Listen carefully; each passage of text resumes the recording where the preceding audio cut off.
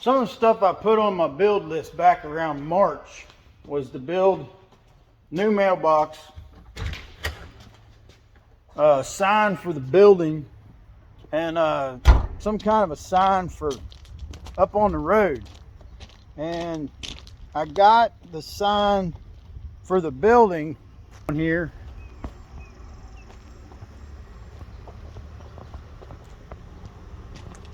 So I was looking at this and I was thinking about how to go about putting something like this on a pole up by the road. Plus I was thinking, you know, I need to do the mailbox I was talking about. Then I started wondering if I could do both of those things, because I realized if I built a mailbox that was big enough to put those vinyls on to make it a sign, then I could have a mailbox that was a sign.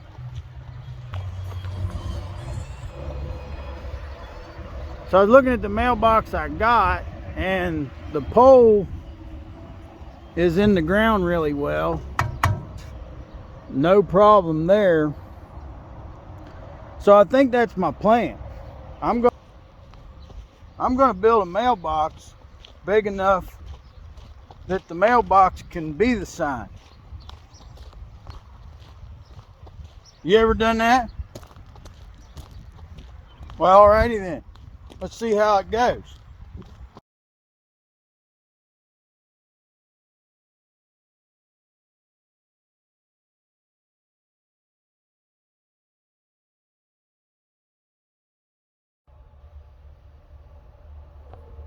Got this mailbox fabbed up and welded up, sanded down, got one coat of clear on it.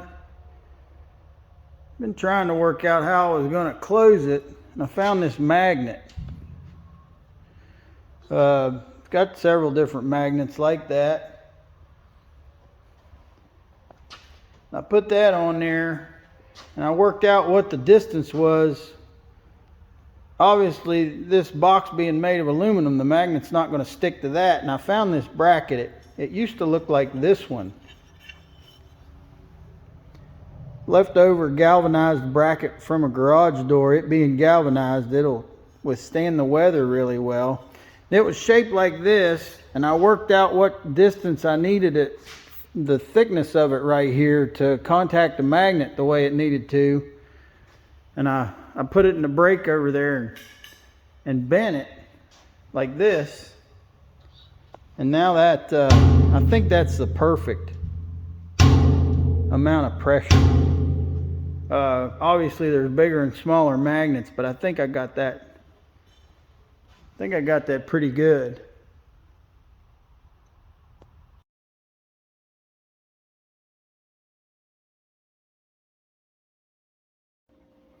Getting ready to mix up some clear coat. I want to show you how I've been doing this with these two-part paints and clear coats. You know, you got an activator.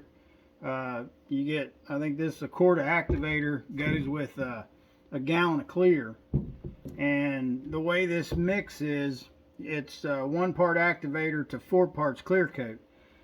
If you mix the entire gallon, and you can use 5 quarts of product at a time, you can dump it all together and you're good to go. Generally, I end up mixing it by the cup.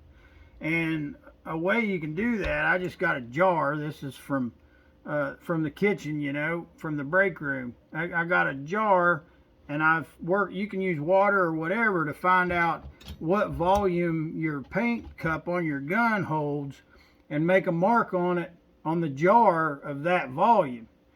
And then what I've done, you can see here, I took a tape measure, measured from the top to bottom, and split this into 5 different parts. So I'll add my activator up to that first line, and then add my clear coat up to that line.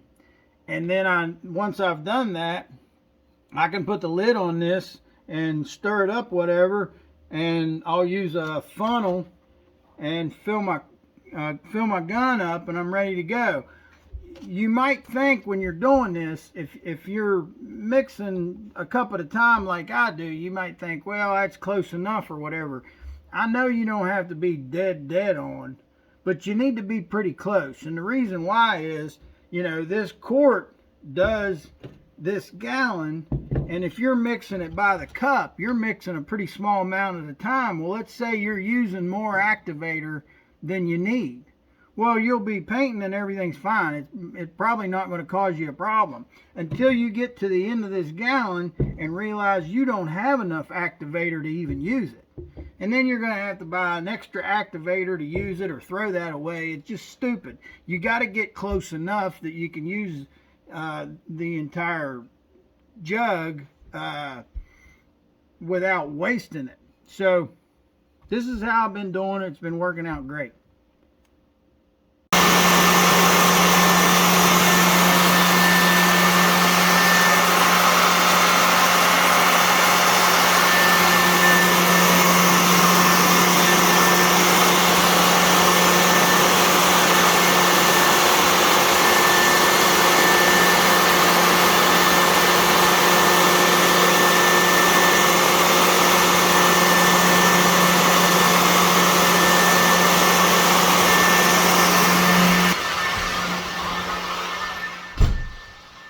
About 3 minutes left on the 10-minute flash time on this clear. You're probably wondering what the deal is with all the blowers there. The blowers and the fans are blowing at it. I'm clear coating and painting a lot of stuff in a welding shop, and it's a filthy environment. And I don't have a paint booth, probably never will. Paint booths and the filters that go with them remove all the bugs and the dust, and you don't have that in a paint booth. I don't have that. But what you can do, if you set up some sort of a blowers or fans or whatever, you can't blow air at whatever you're spraying while you're spraying it. But as soon as you stop, if you've got it set up and you turn on the blowers and the fans and you blast at it, bugs can't land on it and dust can't either. And I'm getting some crazy clean paint jobs, considering, I'm clearing and spraying paint in a welding shop, a filthy welding shop. I got a 48-inch Caterpillar hoe bucket 10 feet away from this thing that I'm spraying 3 coats of clear on. So it's just an idea that's worked for me, and wanted to share that. Well, that was a close call, but I made it. I was needing contact tips for my Miller Maddox. Looked down at my phone, realized it was 4:30 on a Friday. They close at 5. They ain't open on the weekend, so I had to get my ass in the old Ford, get down there and get contact tips. Got me a spool of wire. I'm set up for the weekend. A couple things I thought of, I wanted to mention about some of the stuff I recorded.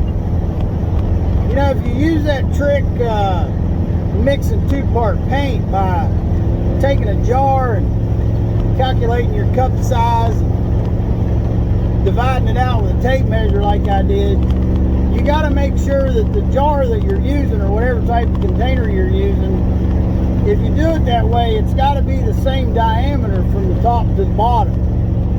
Otherwise, you're not going to get your amount right.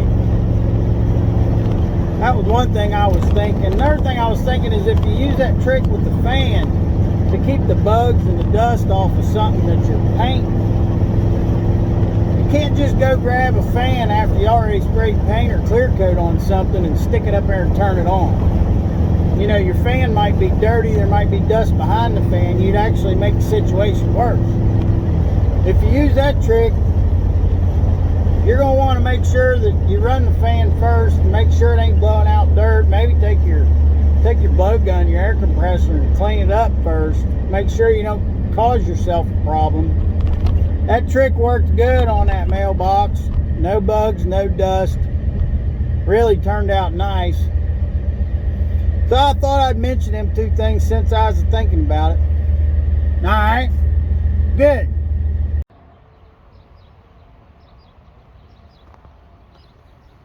Well, there it is. A mailbox and a sign.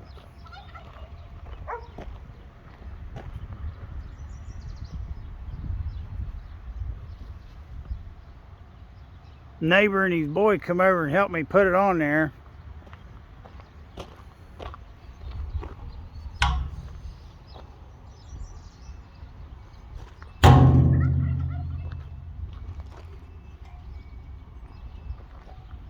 Neighbor boy looked at it and he said, I don't think the mail carrier is going to know that that's your mailbox. And I said, well, what do you think it's going to be? He said, I don't know. I think they're going to be kind of freaked out. All right then, that's done. Moving on.